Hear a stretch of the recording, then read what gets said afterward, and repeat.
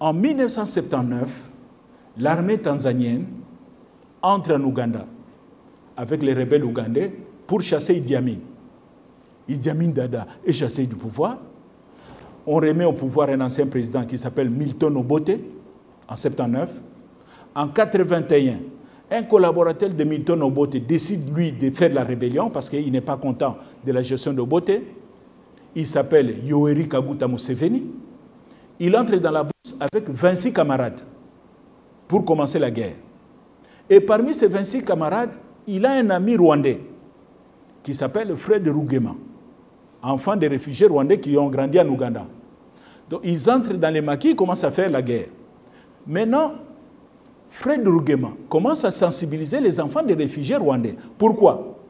Parce que la campagne d'Obote essaie d'assimiler Museveni et les Banyarwanda. Museveni n'est pas Tutsi, il n'est pas Munyarwanda. Museveni est membre d'une tribu qu'on appelle Banyankole. Mais c'est une tribu, disons, proche des Banyarwanda. Mais ce ne sont pas des Banyarwanda. La campagne maintenant du pouvoir dit c'est les Banyarwanda qui nous attaquent.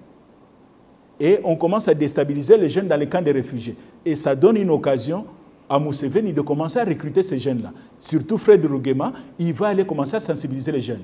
C'est ainsi que Fred Rugema va recruter un jeune garçon réfugié rwandais au nom de Paul Kagame pour l'amener dans la rébellion. Le petit frère de Museveni, qui s'appelle Salim Saleh, va recruter un jeune qu'il avait connu au niveau de... Je crois qu'ils étaient dans une même école. Le petit s'appelle James Kabarebe. Salim Saleh l'amène dans la rébellion. Le mouvement de Museveni s'appelle NRM, National Resistance Movement, avec leur armée, NRA, National Resistance Army. Ils font la guerre, et puis en 1986, les NRM de Museveni gagnent la guerre. Et ils entrent à Kampala, ils prennent le pouvoir. 1986. Mais lorsque l'armée NRA, l'armée ougandaise de la rébellion, entre à Kampala, ils sont à peu près 20 000 hommes. Sur les 20 000 combattants de la NRA, 5 000 à peu près sont des Rwandais. Des enfants des réfugiés rwandais. Ils prennent le pouvoir. Et Museveni, pour les remercier pour leur contribution, il va les nommer à des postes clés.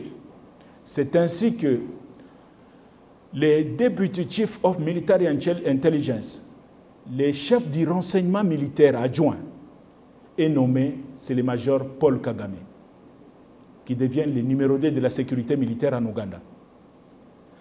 Le lieutenant James Kabarebe est nommé, il est AIO, Intelligence Officer, agent de renseignement, dans l'armée ougandaise.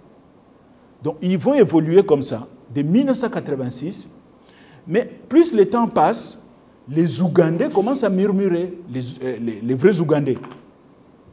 Ils disent, mais comment on peut accepter quand même dans notre pays? Tout le monde sait que ces gens-là, c'est des Rwandais, ils ont des positions clés. Donc, il y a une tension qui commence à monter au sein de l'opinion ougandaise. Museveni dit, ça m'amènera des problèmes, ça. Il faut que je me débarrasse de mes alliés qui deviennent encombrants. La meilleure façon de se débarrasser de ces anciens alliés, c'est de les aider à rentrer chez eux.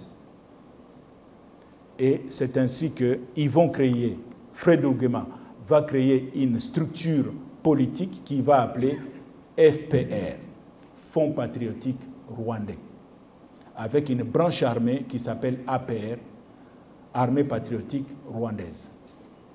Et le 1er octobre 1990, avec soi-disant des équipements volés à l'armée ougandaise, Museveni a dit, oui, ils ont volé. En réalité, on sait que Museveni avait fermé les yeux. Ils vont prendre des armes, des jeeps et tout.